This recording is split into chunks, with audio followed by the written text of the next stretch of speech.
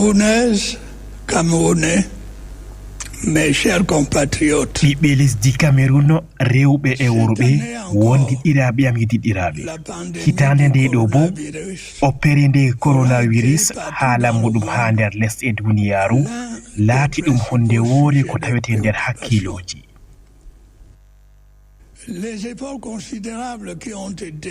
Dabareji cembiɗɗi ko hoosama be kawtal wiɗoɓe e lesɗe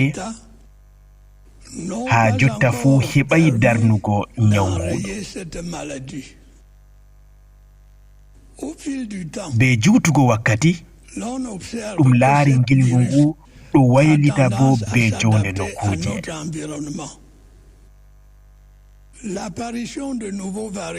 Wurtugo noole goɗɗi ɗum laati seedako e ɗum warti catɗum masin hakkilango oppere nden. Mettuɗum mande ɗo tokkitini sunugo iyaluji e waddugo ɓilla ha jonde ummatore e falotirgo jonde faggudu.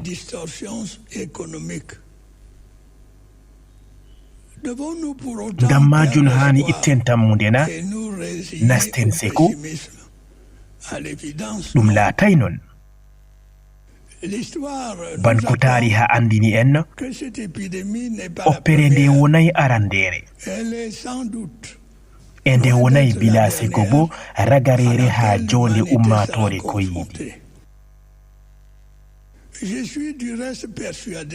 Miɗo andi fakat en tammi heɓgu jalorgal ha yeeso coronavirus banno keɓruɗen jalorgal ha yeeso oppe goɗɗe ko saali.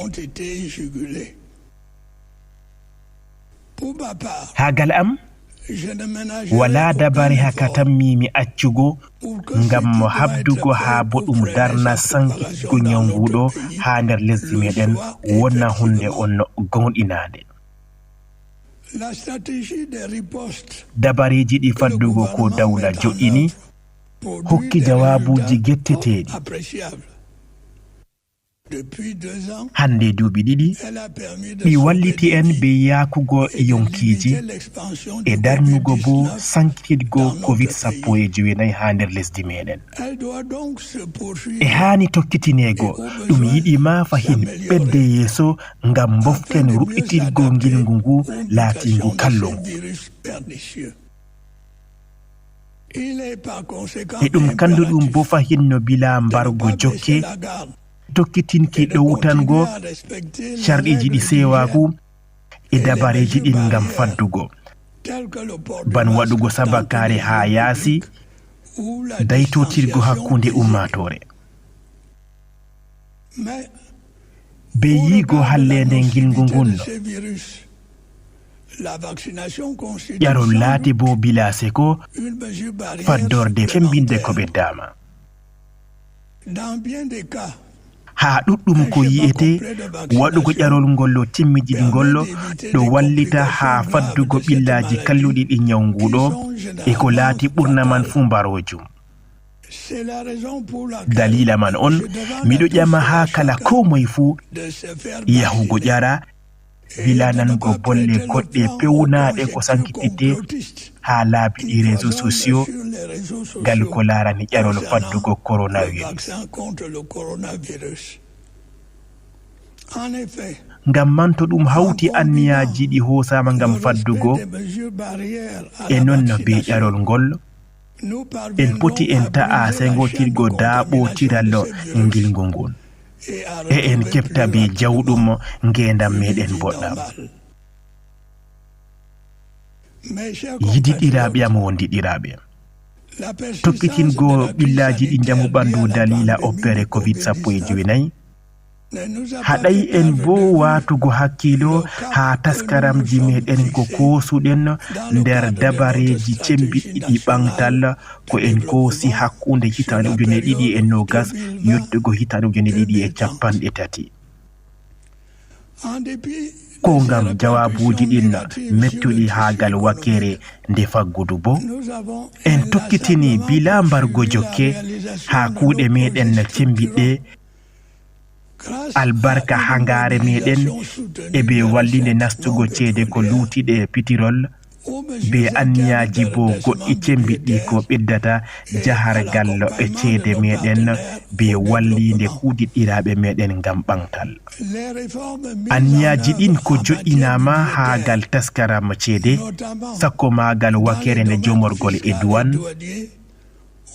Ɗon majum o ɓeddi sembe meɗen ha hawtugo ceede nder luuɓe ngalu lesɗe duniya. Sembe kuuɗiɗɗiragu lesdi Cameroun no hokki laawol heɓugo jawabuji boɗɗi ɗaɓɓitiggo nyamale e non ko hokki en laawol waɗugo taskaram faggudu e ngalu be Fonds monétaire international FMI.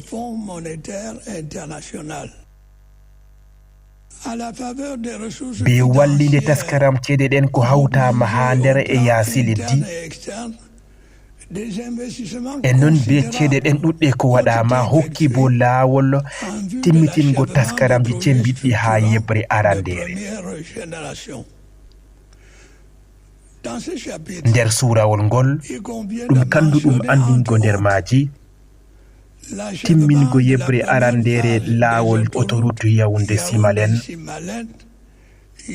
Yaoundé Douala e Kribilo Labé. Waɗugo laabi ɗin ha kuuɗe nder taskaram mo kuuɗiɗɗiragu hakkunde dawla e kuuɗe goɗɗe timminama. Nyiɓugo laabi bakin kilométaji 914 tankaaɗi. Yeyɗingo jahargal taskaram njamu ɓandu e ɓeddugo bo ci'eɗen laatiɗe cembiɗɗe ha e Bolova e Bafoussam e non bo be timmingo taskaram majum ha Garoua. Fuɗɗugo kuuɗe cembiɗɗe ngam ɓantale heynugo yiite lamtarki gal tokkitingo kuuɗe ñibgo fakande nacigal e non bo timmingo laawol yiite lamtarki ha fakande Mevele. Wakere nde sengotirgo yiite lamtarki hakkunde Woyla e Fombina ɗo tawe nder kuuɗe. Yajjingo taskaram banka wallitan heɓtugo dabareji ha soyde margo yiite lamtarki nder diiwe taweteɗe ha gal Woylari lesdi meɗen.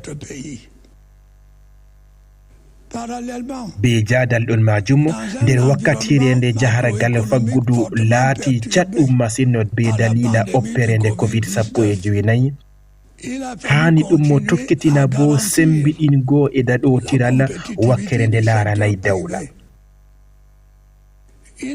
Wala mo anda oppere nde wartiri nawɗum masin ha gal wakkere nde ceede laanaji e hunde bana nden laatinde yawɗunde ɓeddugo ceede kutinirteɗe ɓurduɗe ha nder lesdi meɗen waɗama be famugo kabdalle cembingal ko waɗete be ɓensuklaniɓe faggudu lesdi meɗen ngam ɗum wallita ɓe ha jahargal batteɗe oppere nden. Mi tiɗɗitini dawla be ustugo bakin geɓe 53 dow temerre ceede ɗen ɗe laanaje majum ko tawite ha nder lissafi haqqi duwan. Dawla hani bo tokkitina kuuɗiɗɗiragu muɗum be wakkere nde laaranayi dawla ngam wangingo dabareji goɗɗi bo cembiɗɗi ko hani hutinire.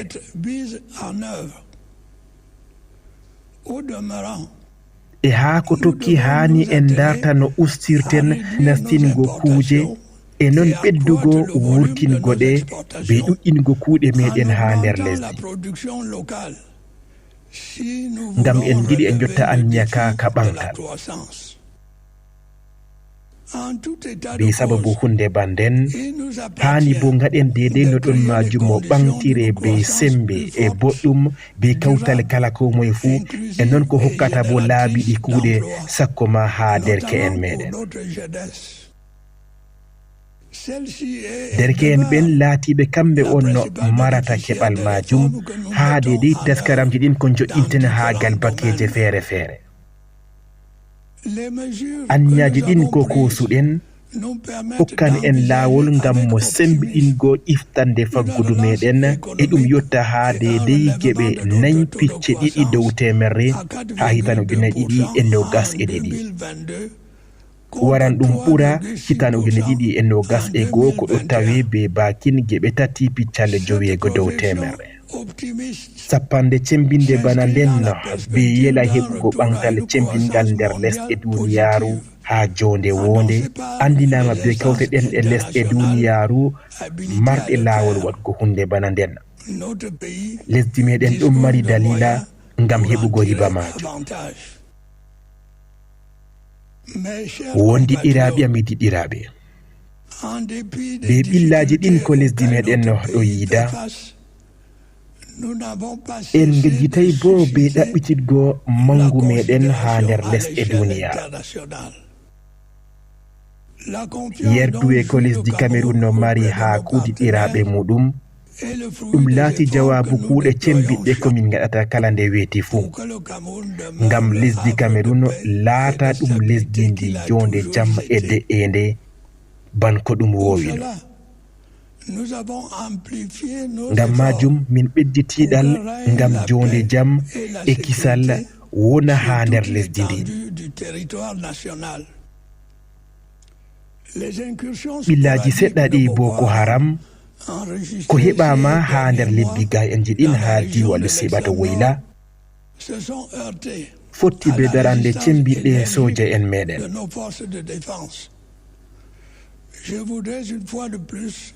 Mi yiɗi ha ɗo mi ɓedda fahinne sembiɗingoɓe be tiɗal maɓɓe e andal maɓɓe e non be bawal.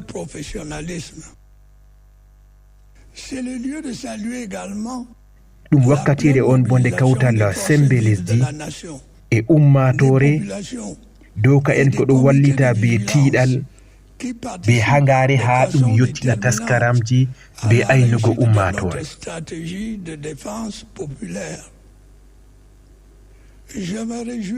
Ɗum fottaniyam masin be faamugo laawol ngol jonde jam komi maɓɓiti ɗum majum tokkama be ɗuɗɓe wondiɗiraɓe meɗen yahinoɓe ha wakkatiji goɗɗi nder kawte jogiiɓe balmi.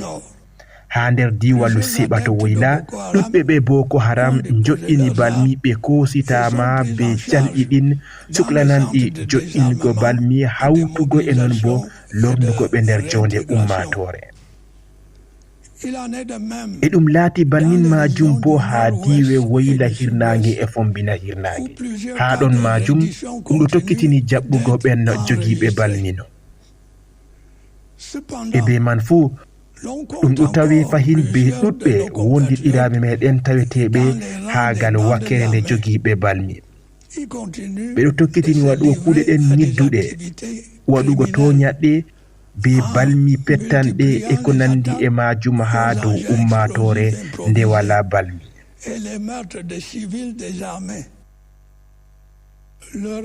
Ɓawojum ɗo mbargo fukaraɓe tato e janginowo goto ha lycée bilingue e Kondo Titi wari ɓeddi nder ɗuuɗe ndam kuuɗe maɓɓe ñidduɗe. Mi yiɗi ha ɗo mi wi'a fahin anniyaji e hangare dawla be wartirgo jonde jam ha diwe ɗen taweteɗe nder ɓillaji ɗi kisa. Hani bo ɗum faame ɓen taweteɓe ha ɓawo kuje ɗen ñidduɗe ɓe tammi ɗaɓɓitego bila mbargo jokke ko ha toye ɓe ñukki e bo kiitaji gulɗiɗi dosɗe tokkan dow maɓɓe. Ha nder habre nden cembinde nde bonabonalu mi yiɗi mi ƴownita ummatore lesdi Cameroun be sembiɗingo kuudiɗɗiragu maɓɓe be soja en e suklaniɓe kisal ngam darnugo ɓenno yiɓɓe bonondaji balmi ngam ɗum fadda de'ende lesdi meɗen.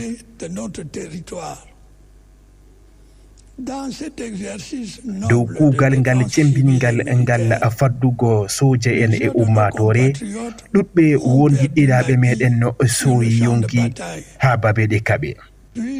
Ngam man hani tawe tiiɗal meɗen be tokkitingo habre nden ngam ɗum sembiɗina mayde maɓɓe dalila leddi laatay mere. Ɗum laati yeru on no ha derke'en meɗen. Miɗo ƴownita kala ko moye futta ɗum acca ɓe mbaylita ɓe hakkilo be ɓen yiɗɓe sendugo lesdi. nder habre nden be ɓenno hulniɓe en ɗon gila hawtugo be ɓenno lesɗe ɗuɗiɗiraje e non bo ngam fusgo ɓenno lutanɓe gongaji ha deydey jonene haqqe ɓiɓɓe adama nder lesdi meɗen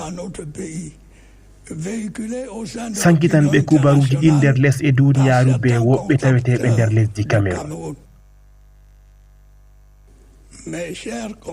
Yidiɗiraɓe am wondiɗiraɓe, be dalila yidgo meɗen no jonde jamma e muñango min tokkitini ha maɓɓititgo bolidal ngam timmingo ɓillaji ɗin ko ummatore nden yiidi ɗuɗɗum masin. ɗum banni majum on ɓaawo jonde bolidal mapindiwal grand dialogue national min tokkitini be taskaramji ngam yawɗingo e luggingo yeyɗingo laamuji. Daga hitande nde diwe wartirama kala kote fu be laamu muɗum yeyɗinangu. ɗum joƴƴini e ɗum fuɗɗi bo heftugo kala komoye fu be toɓɓere muɗum. dosne jonde musamman hokkitama ha diwe ɗiɗi woyla hirnange e fumbina hirnange be famugo jonde perotiral pinal enen bo boliɓe maɓɓe. nder kawtal majum laamuji ɗi diwe ɗo yaha yeeso nder lesdi majum ndi fuu maari e bo ɗo tokkitini sembiɗingo wallinde be ɓiɓɓe lesdi meɗen ha aynugo kuuɗe nokkuje. be laɓɗum jahargal jonde démocratie ɗo holla hangare lesdi meɗen no bila lorgo ɓaawo ngam heɓtugo dabareji ha bo ɗum timmina e jawabuji boɗɗi jahargal jonde ko mara haaje be ummatore lesdi Cameroun.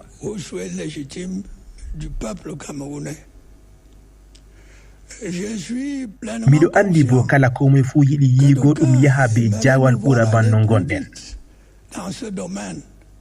amma hani dayten jawal ngam ko foti wadda ɓillaji nder kawtal lesdi meɗen enen bo be deydey anniyaji ɗi kosuɗen.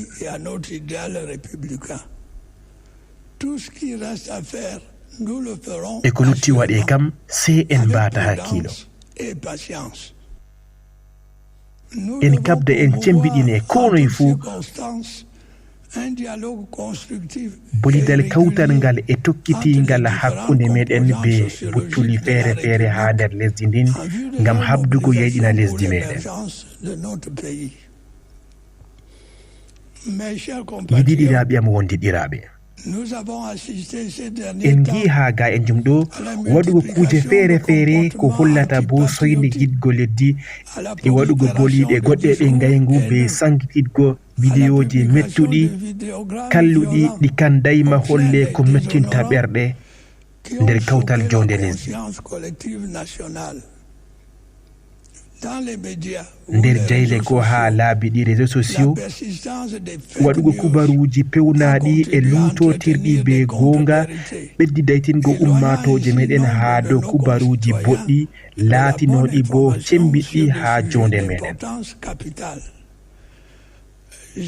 miɗo ƴewnita watugo hakkilo ha kala komoye fu goto e bo miɗo sembiɗina kala komoye fu be ɓeddugo sembiɗinki jonde jam.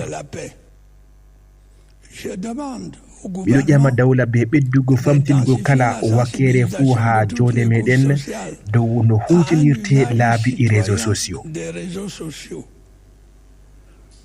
en kaani gonen ummatore yidde leddi muɗum hawtunde enen bo haani kala ko ndey fuu en no cembiɗina haagal jonde jam e ɗaɓɓitirgo gendal bongal. laaten en tiɓɓe ha kuuɗe ɗen no sembiɗinanɗe e wallanɗe ha gendal bongal kuuje ɗen ko ɗaɓɓititte be ummatore meɗen nde fuu maare. ɓiɓɓe lesdi Cameroun rewɓe e worɓe yidiɗiraɓe am wondiɗiraɓe, ha ɗakki hitande hesere ko yetti taskaramji cembiɗiɗo ƴewnita en. leddi meɗen no tammi jaɓɓugo kawgel lesɗe afrika ha tamre nde kosɗe daga 9 lewru aranderu ha 5 lewru ɗiɗabru hitande 2022. ngam taskaram mo hunde bana nden goto meɗen fuu seedi ruɗɗitirki cembitki ha nder galluje ɗen ko tammi jaɓɓugo fijo ngo kan hitanojonaji 2021 taskaram fijo ngon walliti bo ngam yawɗingo ɓantal ha nyiɓalo nder nokkuje feere feere babe ɗuɗɗe on no ñiɓtama ko bo ñiɓama ha gale taskaram mo jamu ɓandu ci'e nyawdigu gonnoɗe kesɗitinama e non ci'e goɗɗe bo ɓeddama fahin e kutinirteɗe muɗum laati haaje de jahargal ande kese goɗɗe bo ñiɓama ha laamorɗe ɗe diwe berle boɗɗe e cembiɗɗe ɓamtama ngam jaɓɓugo ɓen hoɓɓe meɗen waranɓe e non bo waɗanɓe gilla belndi gite ha nder lesdi Cameroun dalila hunde nden en tokkitinan ha jahargal taskaram kuuɗe ɗen be ustugo soyde potallo ha taskaramji cembiɗɗi ha nder diwe meɗen gal nokkuje feere feere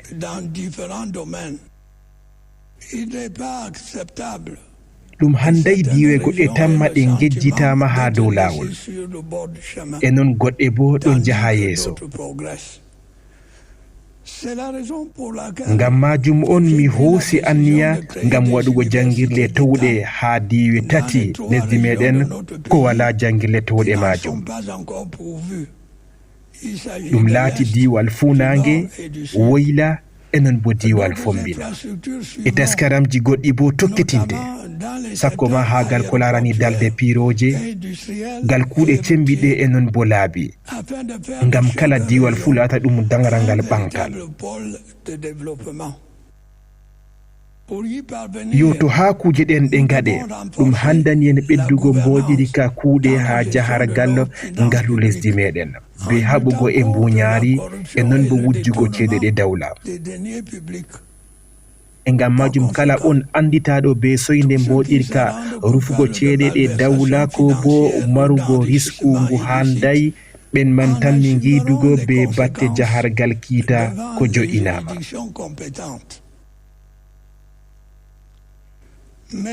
yidiɗiraɓe am wondiɗiraɓe ha wakkatire nde en ɗo taska jaɓɓugo julde mapindire nde tamre kosɗe africa miɗo ƴewnita ɓiɓɓe lesdi Cameroun fuu nder kawtal ngam waɗugo kan hitanojonaji 2021 wakkati julde ɓuddunde wodgunde tamre nde kosɗe ko dunde africa meɗay heɓugo en giɗi waɗugo hunde mawnde ha wakkatire wonde bana nden jotta ka ɗum enen on hanani en waɗugo jaɓɓama wa mbotka ha kawte bakinno gas e nayiɗe coftal ɓalli e non ardiɓe tammiɓe wargo ha nder lesdi meɗen ngam dalila fijongol gaɗen hoɓɓe meɗen anda riskuji meɗen e perotiral pinal ko waɗi lesdi meɗen kawtal lesɗe africa dokken ɓe werde wonde dedei ha haɓɓe ko ɓe ndenata dow meɗen e ɗum laati ɗuje on ko tawete bo nder ɗabiya meɗen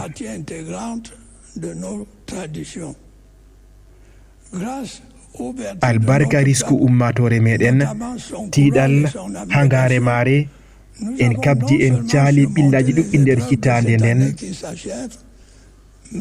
e non bo en tokkitini yaadu meɗen ha yeeso